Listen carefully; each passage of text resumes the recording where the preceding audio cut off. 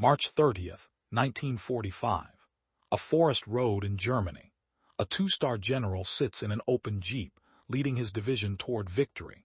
Within minutes, he will be dead, killed by the same enemy he has been chasing across Europe for nearly a year. His name is Maurice Rose, and he commanded from the front because he believed that leaders who ask men to die must be willing to die themselves. This is the story of the fastest armored advance in American military history, and the instant that ended it. This is the story of a man who refused to lead from safety, and the question that haunts his memory: did his courage save lives or cost them? Maurice Rose did not look like a warrior. He stood 5 feet 9 inches tall, wire-thin, with sharp features and dark eyes that seemed to measure everything they touched. He spoke quietly, rarely raised his voice, and carried himself with a precision that bordered on formality. Men who served under him described his presence as cold, controlled, almost surgical. But they followed him into places where other commanders would not go, and they did it without hesitation.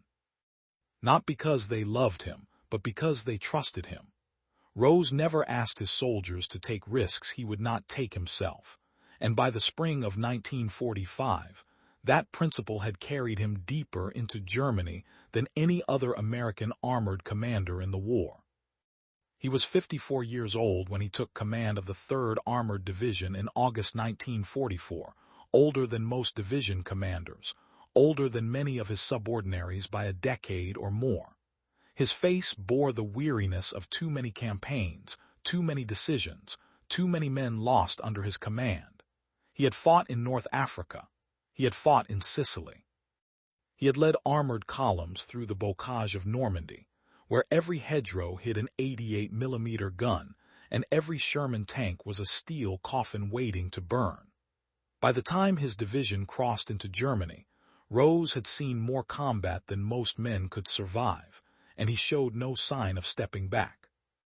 The 3rd Armored Division was known as the Spearhead Division, and under Rose it lived up to that name with brutal efficiency. It was not the largest American armored formation in Europe, but it was among the fastest and most aggressive. Rose drove his men forward with relentless pressure, refusing to allow exhaustion or caution to slow the advance. He believed that speed saved lives, that hesitation gave the enemy time to dig in, time to prepare, time to kill. His philosophy was simple: hit hard, hit fast, and do not stop until the enemy breaks. It was a philosophy that produced extraordinary results and extraordinary casualties. The division had been in continuous combat since Normandy, grinding through France and Belgium in a series of brutal engagements that left entire battalions shattered and reformed multiple times. Sherman tanks burned by the dozens, their crews incinerated or blown apart by German guns that could kill from distances the Americans could not match. The 88-millimeter gun, originally designed as an anti-aircraft weapon, had become the nightmare of every American tanker in Europe. It could penetrate the frontal armor of a Sherman at ranges exceeding 2,000 yards, turning American tanks into death traps before they even saw the enemy. Rose knew this. He had seen it. He had walked past the smoking wrecks and smelled the burning flesh, and still he pushed forward. In September 1944, the 3rd Armored Division became the first American armored unit to enter Germany, crossing the border near Röttgen and driving toward the Siegfried Line, the elaborate system of fortifications and obstacles the Germans had built along their western frontier. The Siegfried Line was supposed to be impenetrable, a defensive barrier that would bleed the Allies white and buy Germany time to regroup. Rose broke through it in less than 2 weeks. His tanks rolled over dragon-teeth anti-tank obstacles, smashed through bunkers, and pushed deeper into German territory while other divisions were still fighting at the border. The cost was staggering. Entire companies lost half their strength. Tank crews fought until their vehicles were destroyed, then climbed into new tanks and fought again. Rose was everywhere, moving from unit to unit in his jeep, observing, directing, demanding more speed, more aggression, more forward movement. Then came the Bulge. In December 1944, the Germans launched their last great offensive in the West, A massive surprise attack through the Ardennes forest aimed at splitting the Allied armies and recapturing the port of Antwerp. The attack achieved total surprise, smashing through American lines and creating panic along a 50-mile front. The 3rd Armored Division was pulled from its positions and thrown into the breach, tasked with stopping the German advance toward the Meuse River. Rose took his battered division, still under strength from months of continuous fighting, and drove them south through ice and snow to meet the enemy. The fighting around the Meuse was chaotic, desperate, and incredibly violent. German panzer columns pushed forward with everything they had, trying to reach the bridges before the Americans could blow them. Rose deployed his units in a defensive arc, using every available tank and tank destroyer to create a killing ground. He positioned himself at the front, moving between combat commands in his jeep, coordinating fire, shifting units, plugging gaps as they appeared. The Germans came close, closer than anyone wanted to admit, but they did not cross the Meuse. Rose held. The offensive stalled, then collapsed, and by January the Germans were retreating back toward their own border. The 3rd Armored Division pursued them. By March 1945, the war in Europe had entered its final phase. The Allies had crossed the Rhine, the last major geographical barrier protecting Germany's industrial heartland. The German army was collapsing, but it was still dangerous, still capable of inflicting terrible casualties on an overconfident enemy. Rose knew this. He had fought the Germans for too long to underestimate them, even in defeat. But he also knew that the war would end soon, and he intended to make sure it ended as quickly as possible, no matter the cost. On March 6th, the 3rd Armored Division entered Cologne, Germany's 4th largest city and a critical industrial center on the west bank of the Rhine.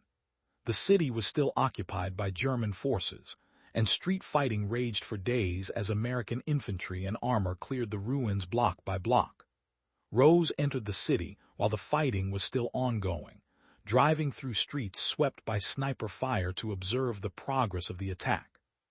He stood in his jeep, watching the cathedral rise above the rubble, measuring the advance, calculating what came next. Officers urged him to take cover. He ignored them. A sniper round cracked past his head. He did not flinch. Cologne fell, and the 3rd Armored Division pushed across the Rhine into the heart of Germany.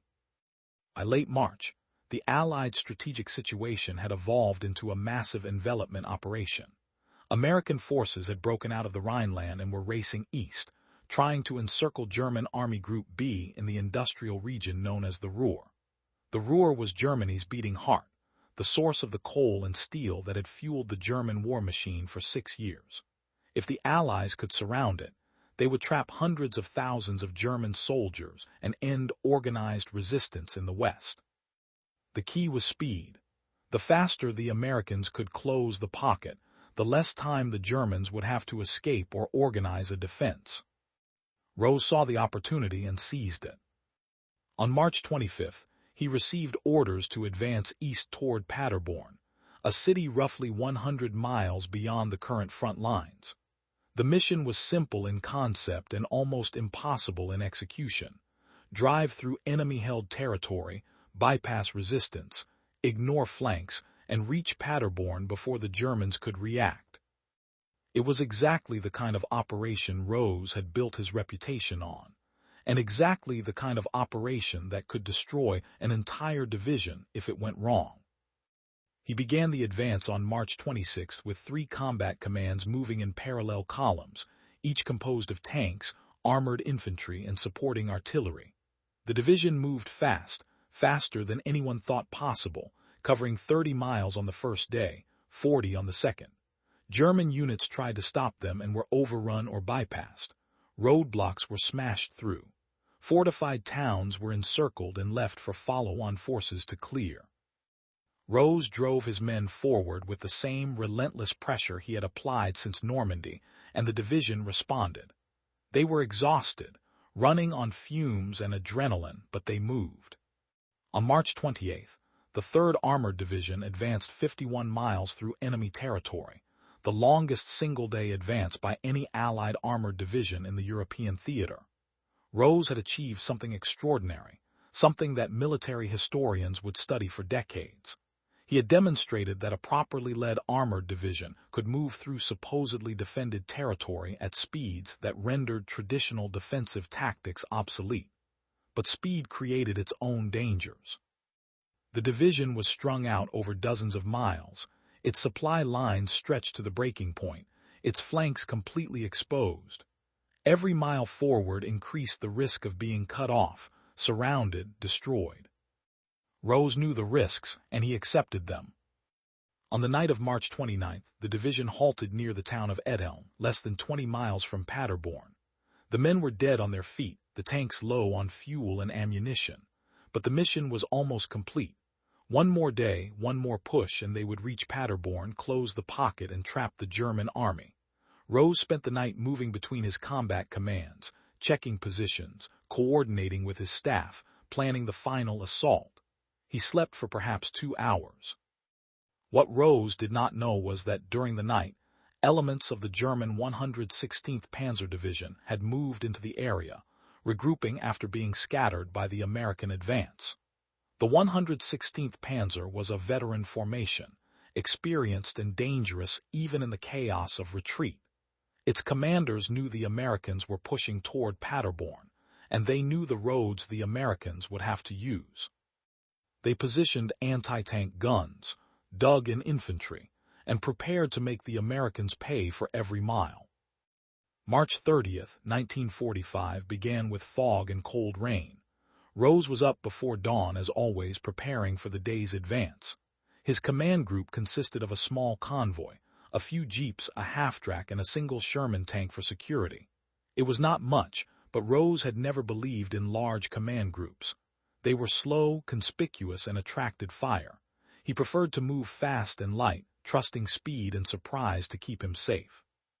Shortly after dawn, Rose climbed into his jeep and moved forward to join Combat Command A, which was leading the advance toward Paderborn.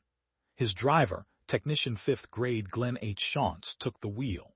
Sitting in the back were Major Robert Bellinger, Rose's operations officer, and Technician 4 William A. Griffin, the radio operator.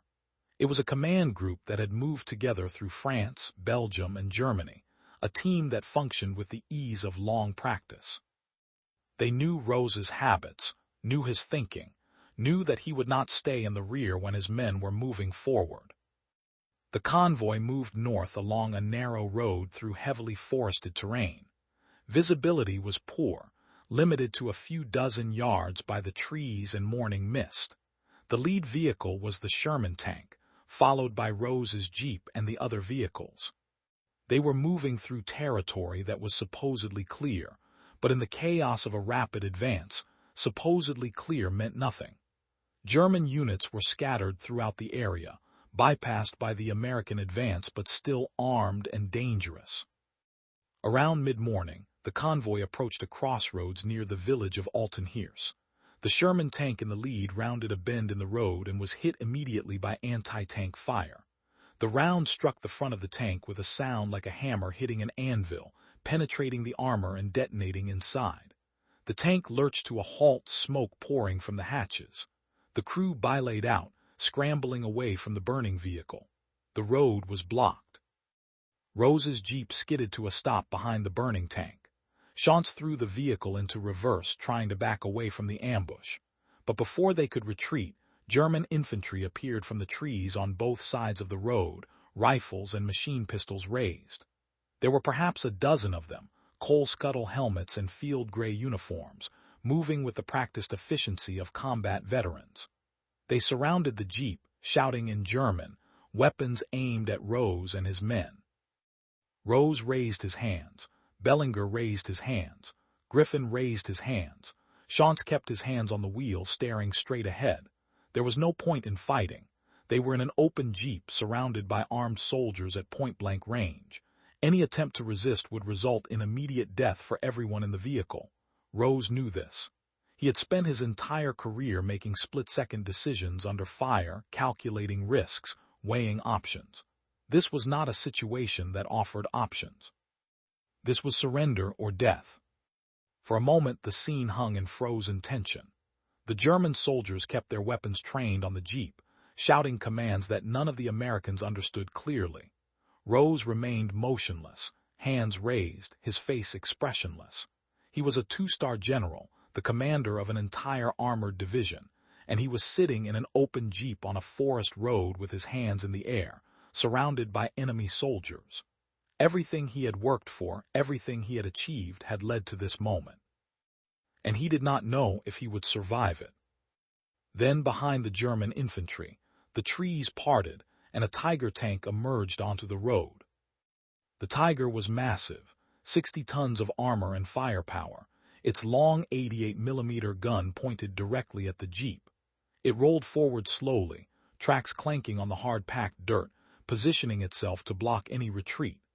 The German infantry stepped aside to let it pass.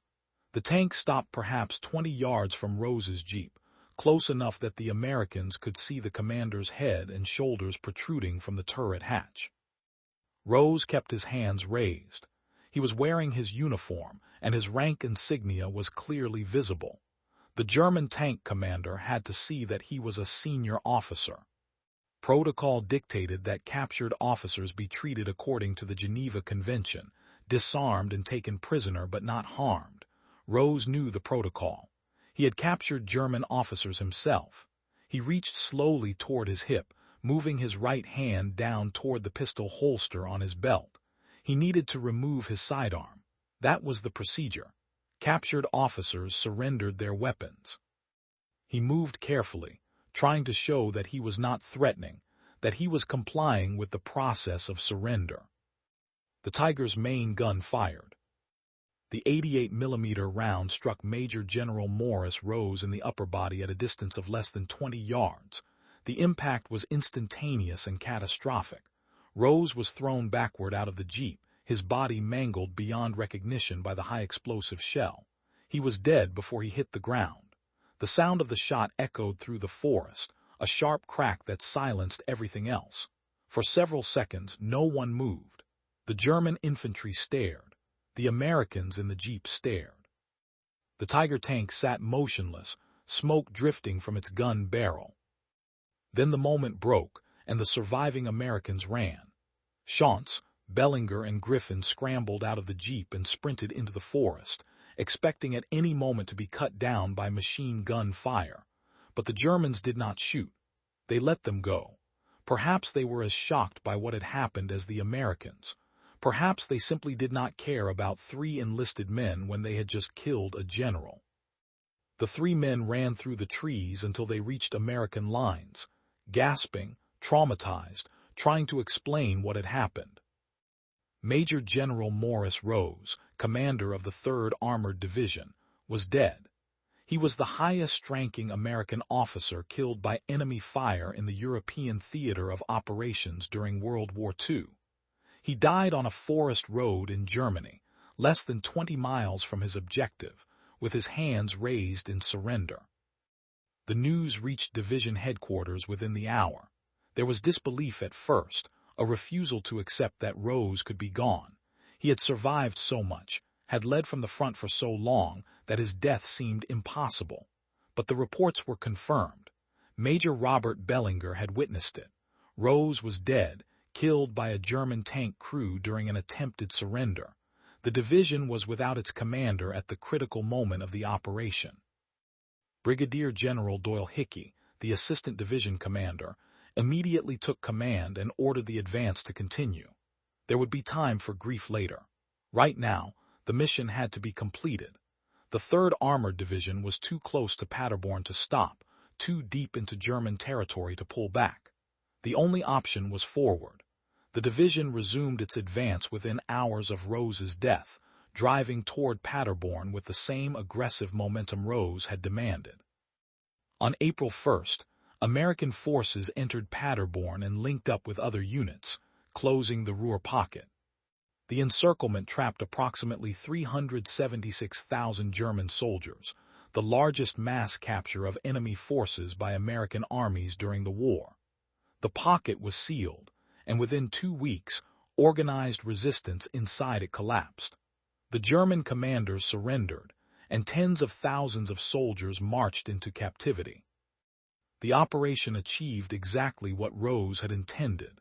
It shortened the war, it saved Allied lives by preventing months of additional fighting, and it demonstrated the decisive power of aggressive armored warfare. The pocket was named in Rose's honor. In the weeks that followed, the United States Army conducted an investigation into Rose's death. Testimony was taken from Bellinger, Griffin, and Schantz. German prisoners were interviewed. The site of the ambush was examined. The conclusion was unambiguous. Rose had been killed during an attempted surrender, but the German tank commander had likely misinterpreted his movement toward his holster as an attempt to draw a weapon. The fog of war, the stress of combat, the language barrier, and the split-second decision-making required in close-quarters fighting had all contributed to a tragic misunderstanding. The investigation concluded that Rose's death was not a war crime, but an accident born of confusion and fear. The German tank commander was never identified. Rose was buried at the Netherlands American Cemetery in Margate, alongside thousands of other American soldiers who died in the liberation of Europe. His grave is marked with a simple white cross, identical to the crosses surrounding it. There is no special recognition, no monument to his rank or achievements. He rests among the men he commanded, the tankers and infantrymen who followed him into Germany and died in the process. The debate over Rose's legacy began almost immediately and has never truly ended. He was, by any measure, an extraordinarily effective combat commander. Under his leadership, the 3rd Armored Division achieved operational successes that few other American units could match. He drove his men harder than almost any other division commander, and they responded with incredible feats of endurance and courage. The division's casualty rates were high, but its operational tempo and battlefield achievements were exceptional. Rose believed that aggressive action shortened wars and saved lives in the long run, and the rapid collapse of German resistance in the West seemed to vindicate that belief. But there is another perspective, one voiced by some of the men who served under him. Rose's insistence on leading from the front, on exposing himself to danger, was not just about personal courage. It was about setting an example, about proving to his men that he would not ask them to do anything he would not do himself. But that example came at a cost. When a division commander dies, the entire division is affected. Command relationships are disrupted, institutional knowledge is lost, and morale suffers. Rose's death did not stop the 3rd Armored Division from completing its mission, but it created uncertainty and grief at a moment when the division could least afford it. And there is the uncomfortable question. If Rose had not been at the front on March 30th, if he had allowed reconnaissance units to clear the road ahead as doctrine required, would he have lived to see the end of the war? Would he have been more valuable to his division alive in the rear than dead at the front? The question has no answer, only opinions shaped by circumstance and perspective. Soldiers who served under Rose tend to defend him fiercely, insisting that his presence at the front made them better, made them braver, made them believe they could accomplish the impossible. Staff officers and military historians are less certain, pointing out that division commanders are supposed to command divisions, not lead platoons. Rose blurred that line, and it killed him. What is certain is that Maurice Rose represented a particular kind of combat leadership, one that emphasized personal example over institutional distance, one that rejected the safety and detachment expected of senior officers. He believed that leadership was a form of shared sacrifice, that the right to command men in battle had to be earned through exposure to the same risks they faced. He lived that belief until the moment it killed him. The war in Europe ended 5 weeks after Rose's death. On May 8, 1945, Germany surrendered unconditionally, and the shooting stopped. The 3rd Armored Division was in Dessau, deep inside Germany, having advanced farther east than almost any other American unit. The men who had served under Rose celebrated the victory, but they did so with a sense of loss. Their commander had brought them through France, Belgium, and Germany, had driven them to achieve things they did not think possible, and had died within sight of the goal. They had won, but the victory felt incomplete. In the decades since, Rose's name has faded from popular memory. He is not as well known as Patton or Bradley or Eisenhower, not celebrated in films or best-selling books. But among military historians and students of armored warfare, his reputation endures. He is remembered as one of the most aggressive and effective American armored commanders of World War II, a man who understood that speed and violence of action could break enemy formations before they could react. He is also remembered as a cautionary tale, an example of the fine line between courage and recklessness, between leadership and self-destruction. The 3rd Armored Division continued in service after the war, eventually becoming one of the most important American units during the Cold War, stationed in Germany as a deterrent against Soviet aggression. The unit was deactivated in 1992, its colors retired after nearly 50 years of service. The men who served in it during World War II are almost all gone now, the last generation to have known Rose personally. But the division's combat record remains, preserved in official histories and fading memories, a testament to what can be achieved when soldiers are led by someone willing to share their risks. Rose's death raises questions that transcend his individual story, questions about the nature of command and the responsibilities of leadership. How much risk should a senior officer accept? At what point does personal courage become institutional liability? Is it better to lead from the front and risk being killed, or to lead from the rear and risk losing connection with the men you command? These questions have no universal answers. They depend on context, on personality, on the specific demands of the situation. But they are questions every combat leader must face, and the answers they choose shape the lives and deaths of the men who follow them. Maurice Rose chose to lead from the front, and it cost him his life. Whether that choice was right or wrong depends on how you measure the cost. If you measure it in operational success, in miles advanced and enemies defeated, then Rose's approach was vindicated. The 3rd Armored Division achieved extraordinary results under his command, and the rapid end of the war in Europe saved countless lives. If you measure it in the loss of a seasoned commander at a critical moment, in the grief of the men who served under him, in the unanswerable question of what more he might have accomplished had he lived, then the cost seems impossibly high. Perhaps the only certainty is that Rose believed in what he was doing. He did not lead from the front out of recklessness or ego. He did it because he thought it was right, because he thought it made him a better commander, because he thought it earned him the right to ask men to risk their lives. He lived his principles to the end, and he died because of them. That is not a story of foolishness or wasted sacrifice. It is a story of a man who chose his values and paid the price for them, who refused to compromise even when compromise might have saved his life. On March 30th, 1945, on a narrow forest road in Germany, a general died with his hands raised in surrender. He had spent the war proving that he would never ask his men to go where he would not go himself. In the end, he went too far forward and it killed him. The men he commanded went on without him, completing the mission he had set for them, winning the war he had fought so hard to end. They did it in his memory, and they did it in his shadow. Maurice Rose was 45 years old when he died. He had been at war in one form or another for most of his adult life. He never saw peace. The story of Maurice Rose is the story of command in its purest and most tragic form. It is the story of what happens when a leader refuses to separate himself from the men he leads, when courage becomes indistinguishable from fatalism, when the drive to end a war faster collides with the reality that wars do not end cleanly or fairly or justly. Rose wanted the war to be over. He wanted his men to go home. He pushed them harder than they thought they could be pushed, and they responded because they believed he was pushing himself just as hard. And on the last day of his life, he proved them right. The forest road where Rose died is still there, a quiet stretch of pavement running through German farmland.